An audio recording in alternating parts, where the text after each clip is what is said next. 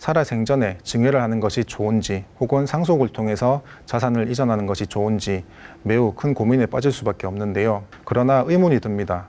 결국 부모 세대가 자녀 세대로 자산을 이전하는 것이 목표라면 큰 틀 안에서는 상속이든 증여이든 어떤 것을 선택하든지 크게 차이는 없다고 생각이 될 수 있기 때문인데요. 그러나 이러한 상속세와 증여세는 겉으로는 유사해 보이지만 실질상으로는 매우 다른 세금입니다. 세금을 계산하는 방식이 매우 다르다라는 점입니다. 우선 상속세는 돌아가신 분이 남긴 재산에 대해서 우선 세금을 먼저 계산을 하고 이 세금에 대해서 각 상속인이 공동으로 부담을 지게 되는 구조인데요. 상속인이 각자 본인이 받을 상속 재산에 대해서 세금을 부담하는 구조이기 때문에 상속세는 상속인이 얼마만큼의 재산 비율에 따라 상속이 되는지와 상관이 없이 총 상속 재산에 대해서 먼저 산정이 된다는 특징이 있습니다.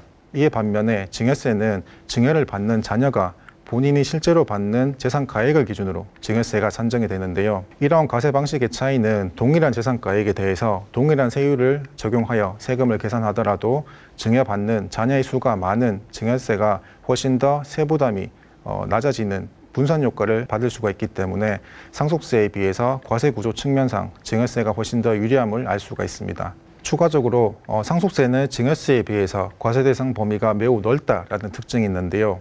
가령 예를 들어 보겠습니다. 증여일 현재 부모가 자녀에게 부동산을 증여했을 때 자녀 입장에서 발생하는 증여세의 크기는 증여일 현재 증여받게 되는 부동산의 가액에 따라서 전적으로 달라지게 될 것입니다. 그러나 상속세는 돌아가신 분이 남긴 재산뿐만 아니라 사망 전 10년 또는 5년 이전에 미리 증여한 재산이 있거나 혹은 피상속인에게 남겨진 보험금이나 신탁재산 혹은 퇴직금과 같은 눈에 보이지 않는 재산도 모두 포함을 하여 상속재산가액으로 신고를 하게 되어 있습니다. 따라서 상속재산에 대한 판단이 매우 복잡하고 이를 누락할 경우 세무조사에서 추징될 가능성이 매우 높기 때문에 상속인 입장에서는 상속보다는 증여를 하는 것이 세무조사 시 거액의 세금이 추징될 가능성이 있다는 특징이 있습니다. 앞서 이런 과세 방식의 차이로 인해서 많은 분들이 상속보다는 증여가 훨씬 더 좋은 것이다 라고 생각이 들 수도 있는데요. 그러나 최종적인 세부담을 판단하기 위해서는 공제 규정을 모두 고려한 뒤에 세부담을 판단을 하는 것이 옳은 계산 방식입니다.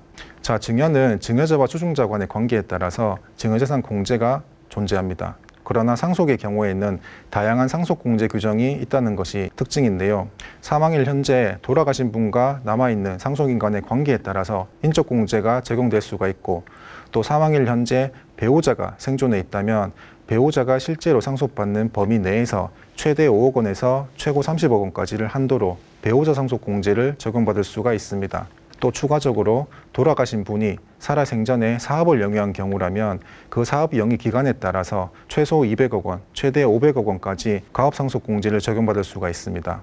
이 외에도 다양한 공제 규정들이 마련되어 있는데요. 이처럼 상속세는 증여세에 비해서 공제 규정이 다양하고 공제 한도가 클 뿐만 아니라 경우에 따라서는 최소 공제 한도를 규정하고 있기 때문에 이러한 상속 공제 규정들을 본인에 맞게 적절히 잘 활용을 한다면 오히려 증여세보다 더 훨씬 유리한 부의 이전 방법이 될 것입니다.